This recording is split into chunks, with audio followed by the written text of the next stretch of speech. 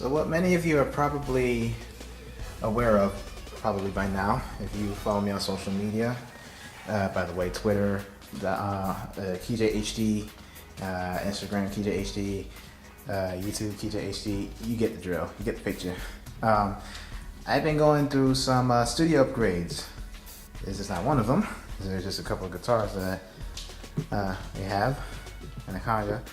But pretty much the entire room has been changed, so let's take a look and let's see what 2018 my studio actually looks like now. This is my door, obviously. Do I have regular focus on? No, I have this kind of focus on. Okay, never mind. So yeah, let's go inside. Thought it'd be nice just to do a little studio tour. Alright, hopefully I can see that. Let's close this door. And here's the new baby. I got the blinds closed right now, so the nice atmospheric effect. But yeah, this is the new room. Complete with couch. Alright, so let me go through what's actually going on here. If some of you guys seen my previous studio pictures, which I probably will just flash up on the screen after it was all said and done, you see that everything is quite different. So let's take a look. Over here, as far as monitors wise, I still got the BM15As, active studio monitors. But I brought these old bad boys out, the KRK Rocket 5s, because now everything is sitting on a Zayor 88 XL, which allows me to also utilize that bad boy, which honestly I kind of want to get rid of. Yes, I do love it. It's a Yamaha Motif XS, I believe, XS8. I believe an 88 key keyboard, but this thing is gargantuan, my friend.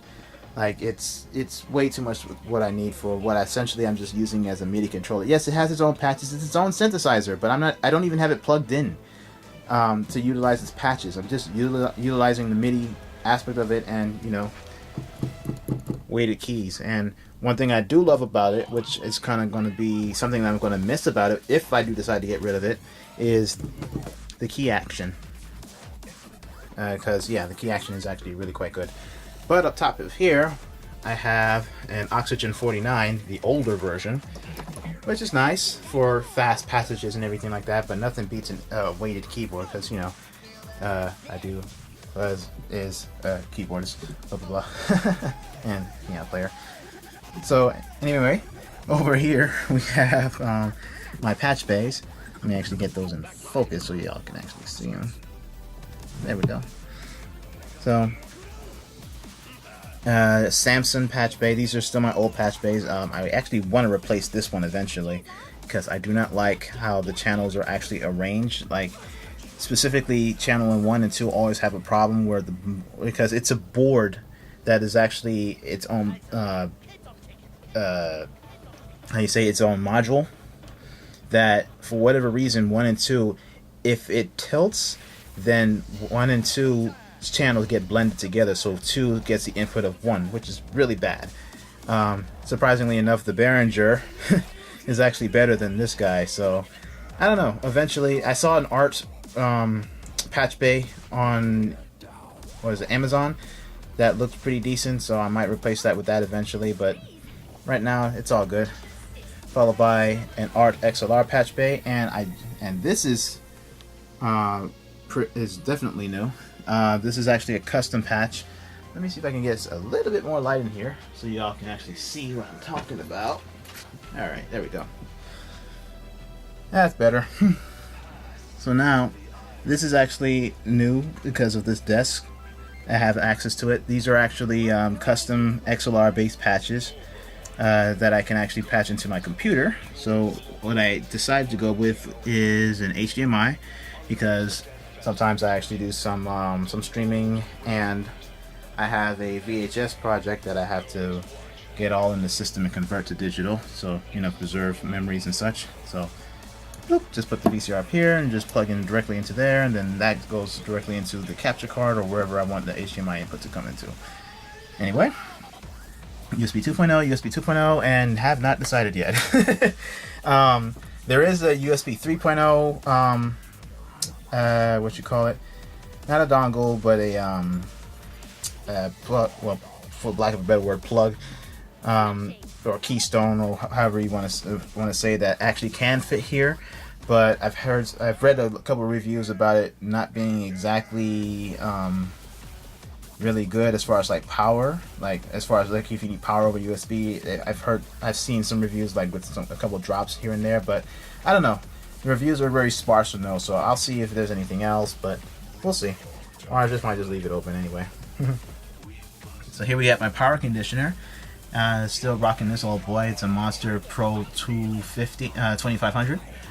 Right under it, I got my API box finally with the Vintage King brackets for the old style API 500 lunchbox, along with the Great River MPNV microphone pre. Up here, you got your USB 3.0 hub, so USB 3.0 and everything. Right back there is also another, I don't know if you can see it, that right there is another USB hub, just in case I need more. So USB in peripherals for days. And now these bad boys. Okay, so the story with these guys, or at least this one anyway, I had a Fireface RME 800, but I had the capacitors bloated on that unit, and pretty much the repair for that was going to be probably close to the same cost of getting a new one. But instead of getting a new one, or its little brother, its little brother pretty much, or the predecessor, the 802, I went with the RME Fireface UFX2, and I'm loving it so far. I mean, I've had a couple problems with it, like because you'll see also why in a second, but I pretty much mitigated most of those problems, and everything is pretty much running pretty fine now. So fingers crossed that stays that way. Moving on, still rocking this old boy, the Digimax D8 from PreSonus. Right under it is my Arch Pro VLA compressor. That is a message. Over here, still left and right speaker, monitors section, whatnot. And I got this bad boy because I had originally on my desk mounted a second monitor, but I can't really do that on this guy. Probably eventually I'll probably replace this bad boy with a bigger monitor or something like that, or a smaller monitor so I can get dual monitor support on top of the bridge, but not decided yet. But for the meantime, I have this guy, which is actually a rolling monitor, so like if I need to do voiceover or whatnot, I can have the scripts or whatever on that little desk, and I can actually just bring this monitor up to the recording position, and I can actually act as your monitor.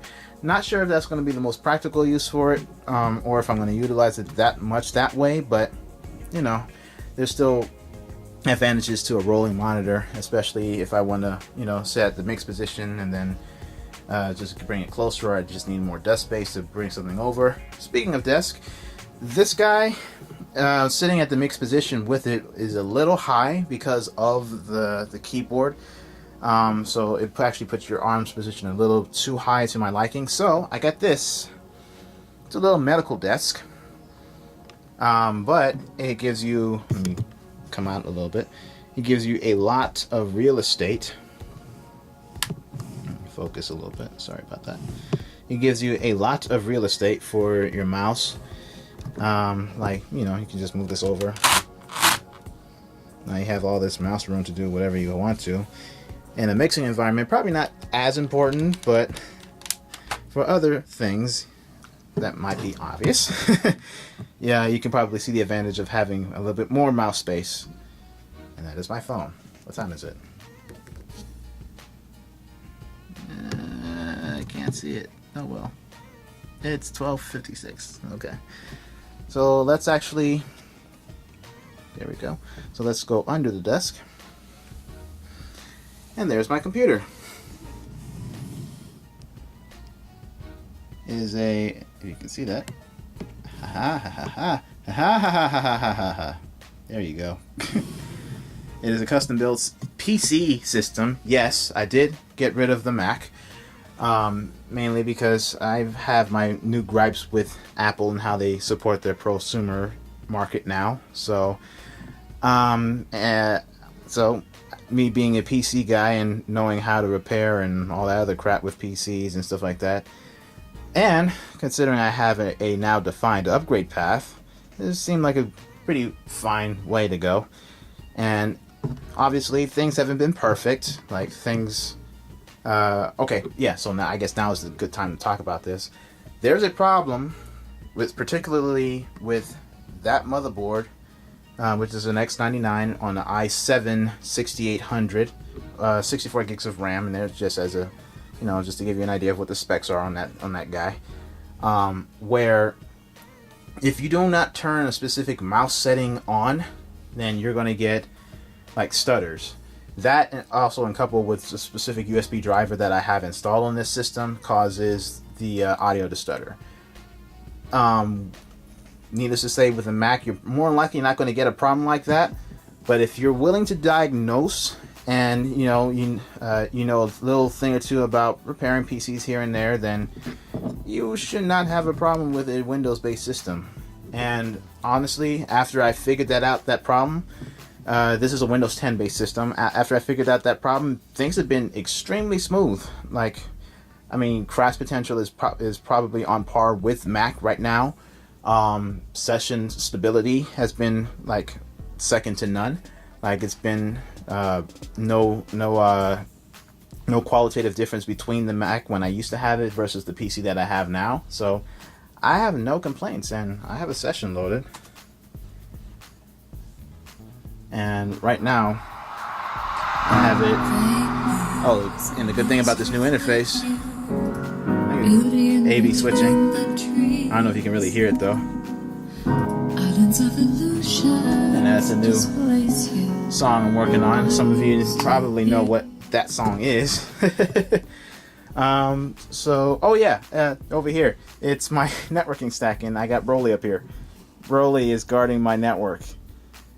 All of your viruses and shit are arguments are null and void now because Broly guards my network. Along with this guy. He's from Red Faction. Red Faction Gorilla. I freaking loved that game. Anyway. So, and obviously, I forgot to mention the Oculus Rift that's like sitting up there, which occasionally I'll use every once in a while for things. Not in the studio, obviously, which would be kind of interesting, but yeah, no point. Oh, and a very last thing. These guys also have been added. These are Skyline diffusers, which I hand built painstakingly. If you follow me on social media, again, you would know the story about me building these guys. I believe both of these took me about 2 weeks. Initial cost for do-it-yourself is around $150. I think I spent on these guys, maybe less. Whereas if you were to buy it online from like Jick Acoustics, free advertisement, or Real Traps, probably cost you around $350 per, and not even at a 2x4 array like this one, probably about a 2x2. But the cost is justified because these take way too damn long to build. So if I need any more eventually, I might get some from them, probably for like the ceiling or something like that.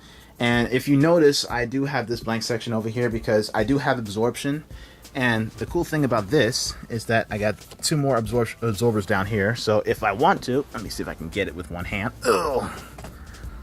And I can't because it's super light. But now let me see if I can do the other part.